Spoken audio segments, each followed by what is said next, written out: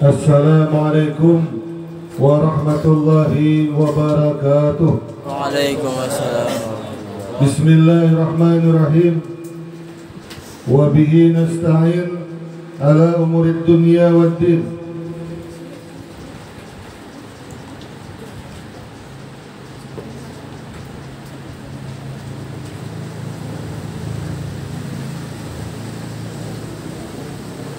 Alhamdulillahi rabbil alamin. Wa bihi nasta'in ala umurid dunya waddin. Subhanaka la ilma lana illa ma 'allamtana innaka antal alimul hakim. Wa la haula wa la quwata illa billahil aliyil azim. Yang sama-sama kita hormati dan kita muliakan, yaitu orang tua kita Al-Mukarram Al-Alimul Fadil Al-Habib Muhammad bin Ali As-Segaf. Kita doakan Sidin, mudah-mudahan Allah Ta'ala panjangkan umur Sidin. Allah Ta'ala sihatkan badan Sidin. Allah Ta'ala kabulkan hajat Sidin. Mudah-mudahan kedatangan Sidin membawa berkah untuk ini majlis, untuk orang kampung sini. Amin ya rabbal alamin. Dan ulun muliakan para alim ulama, para guru-guru agama, tokoh-tokoh masyarakat, dan seluruh jamaah pengajian majlis ta'lim, zikir dan salawat ar-raihan. Semoga yang hadir barataan dikabulkan hajatnya oleh Allah Subhanahu wa Ta'ala. Mudah-mudahan mendapatkan ilmu yang manfaat, barakah di dunia wal akhirah, berkat daripada anak cucu Nabi kita, Nabi besar Muhammad Rasulullah sallallahu alaihi wasallam. Pada ini malam kita melaksanakan peringatan Maulid Nabi besar Muhammad Rasulullah sallallahu alaihi wasallam. Untuk seperti biasa kita beristiqamah membaca kitab sebelum kita mendengarkan ceramah seputar Maulid Nabi besar Muhammad Rasulullah sallallahu alaihi wasallam yang nanti akan disampaikan oleh Abah Habib kita, yaitu Al-Habib Muhammad bin Ali As-Segaf. Jadi kita istiqamah dulu membaca kitab sedikit bareng Abah Habib lah. Mudah-mudahan dengan sebab istiqamah, dengan sebab kita hadir duduk di majlis ilmu, mudah-mudahan barataan kita mendapatkan barakah. Amin ya rabbal alamin. Bismillahirrahmanirrahim. Wa qala mu'alif rahimallahu ta'ala wa nafa'ana bilhumi fid dunya wa fil ukhra. Wa qala habibuna Muhammad Rasulullah sallallahu alaihi wasallam, likulli shay'in alamun wa alamul imani as-salatu. Sambungan pembacaan kitab kita. Bagi tiap-tiap sesuatu itu ada tandanya, dan tandanya orang yang beriman itu adalah orang itu senantiasa ketujuh mendirikan salat 5 waktu. Jadi pembicaraan kitab kita ini tentang keutamaan fadilah orang yang ketujuh salat. Jadi apabila kita ini meneruskan daripada jejak Nabi kita Nabi Muhammad, maka hendaklah kita memperbanyak, yaitu sembahyang 5 waktu. Wa qala Rasulullah sallallahu alaihi wasallam, ittaqullah fis salati, ittaqullah fis salati, ittaqullah fis salati.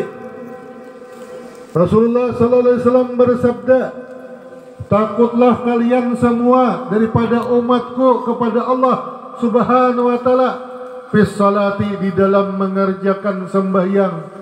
Karena orang sembahyang ini kada sembarangan, supaya sempurna rukuk dan sujudnya, supaya sempurna i'tidal dan tuma'ninahnya.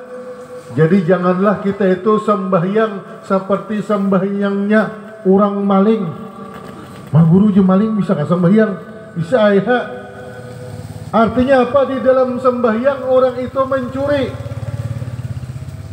Biblah. Ini Abah Habib ini perguruan ulun bahari. Waktu ulun sekolah di pondok pesantren di negara, seringkali ulun belajar di tempat Abah Guru Mu'alim Samsuni.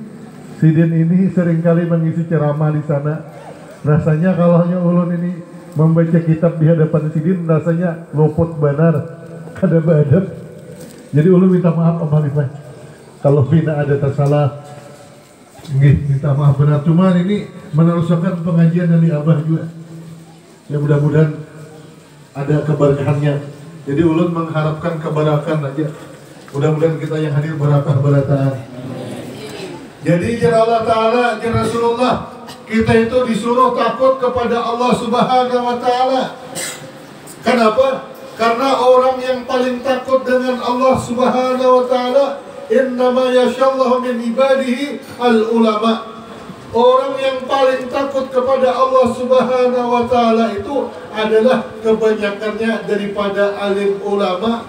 Kalau ulama aja takutan lawan Tuhan, apalagi para habaib, anak cucu Nabi kita, Nabi besar Muhammad Rasulullah Sallallahu Alaihi Wasallam.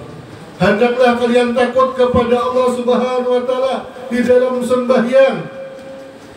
3 kali Nabi kita mengulang-ulang.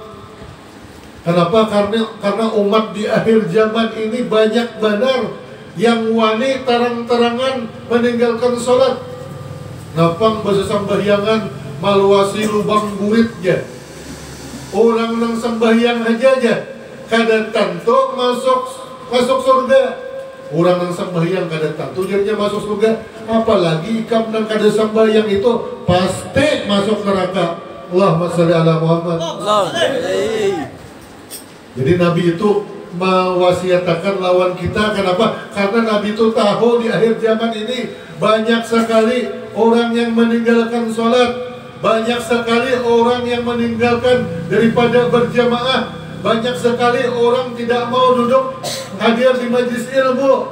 Padahal datangan bukan para ulama, para habaib supaya kita ini selamat berataan. Tapi kita ini pangulir, pemalas, kada tapi mau duduk di majlis ilmu, kada tapi mau mendekat dengan para anak cucu Rasulullah. Maka apabila orang menjauh daripada ulama, menjauh daripada habaib, ma'udzubillah min jalik, mudah kita berataan selamat. Ittaqullah bis salat, ittaqullah bima malakat aymanukum, ittaqullah fi daifaini al-mar'atil armalah was-sabiyil yatimi. Takutlah kalian semua kepada Allah Subhanahu Wa Ta'ala dan pada sesuatu yang ada di sekeliling kalian sebarataan. Ini ada tafsirnya di sini nah. Di antaranya kita itu min adamin wa hayawanin muhtarimin. Takutlah kita itu jangan sampai menyakiti daripada anak Adam dan daripada menyakiti hewan-hewan yang dihormati. Kucing masuk ke rumah kita, miau, miau. Aku lapar aja kucing. Hayam pulang hilang ke rumah kita, kutuk kutuk kutuk kutuk ya. Aku lapar aja ayam. Lantaran kadang kita beli makan lalu ayamnya bahira di halaman kita, di hambin kita, di pelataran kita. Lalu ayam menjemput ke ibu pangke, manung kalung lawan ayam. Ujar ayam, bapala benar segitu bahilnya. Aku ini kelaparan ya ayam hendak empat makan ya tuh ditawaknya. Kucing pulang hilang ke rumah kita. Kucing kurus mandi di papan. Ya. Mandi di papan di kayu marinda. Ya. Awak kurus bukan karena kurang makan, karena si Juli kegandangan janda muda.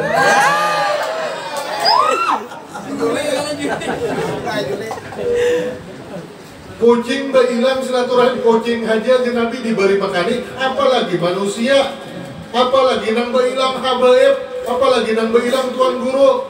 Uma untung benar rumah kita berberkah, majlis talim kita berberkah. Kenapa? Karena dihadiri anak cucu Nabi. Jangan awak setiap malam Sabtu kita pengajian paling kada saikum barang asal ada Habib. Kalau bahari di zaman bulan belajar awan abah guru Ma'alim Samsuni, banyak benar Habib, ada yang sampai 20 Habibnya yang datang. Ada yang Habib dari Jawa-Jawa, dari Hadramaut tak kumpulan.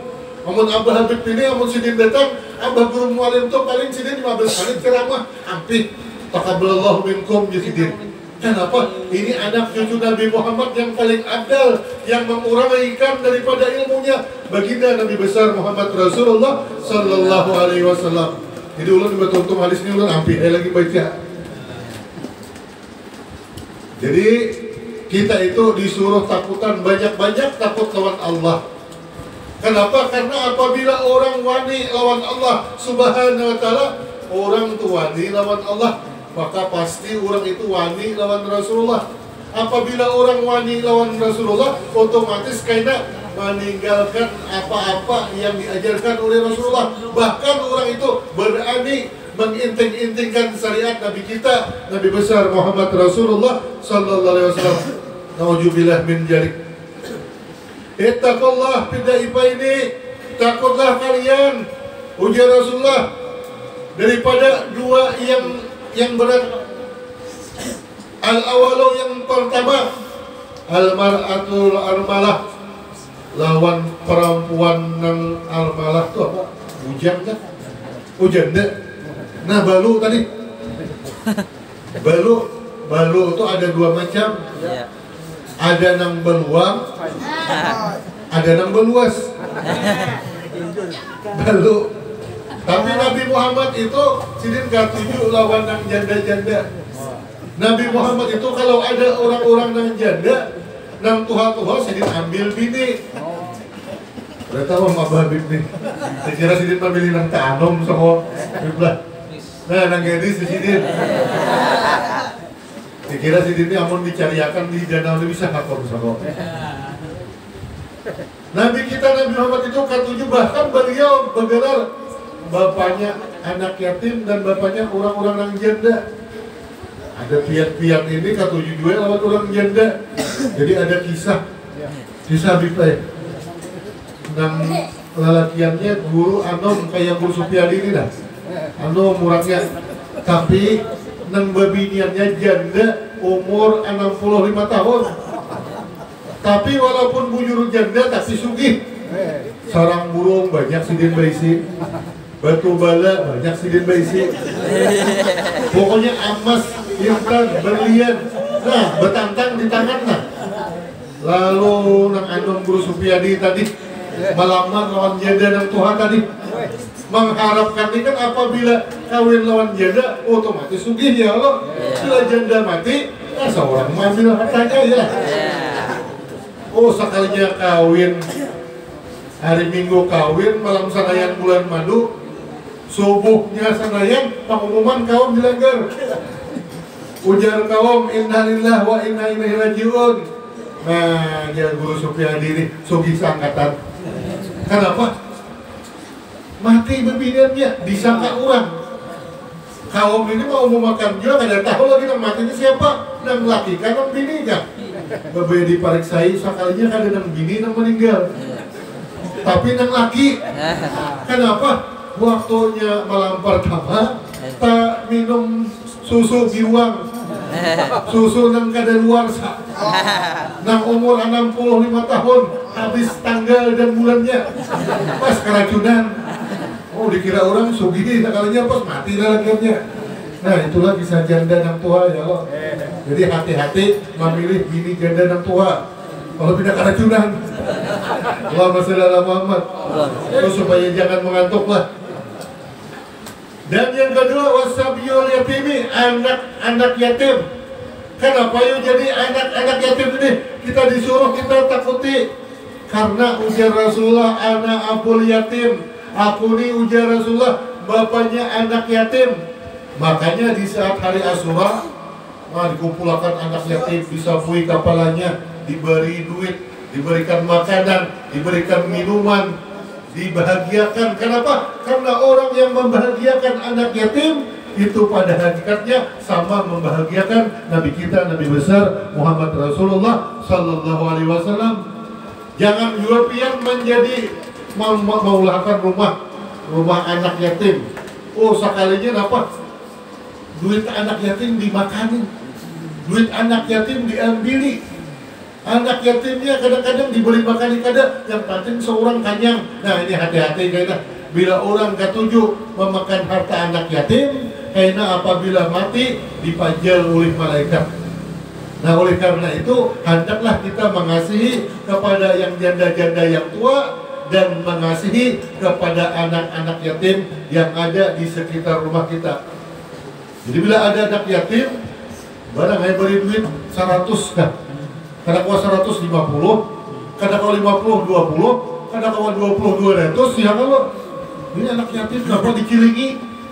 Beri muar ini aja. Nah, anak yatim itu adalah kesukaan Rasulullah. Maka apabila orang yang menjaga kehormatan daripada anak yatim, insya Allah orang itu akan Allah Ta'ala masukkan ke dalam surga. Amin ya Rabbal Alamin.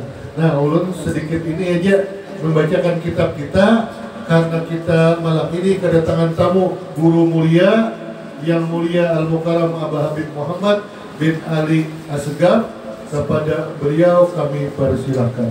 Allahumma shalli ala Muhammad.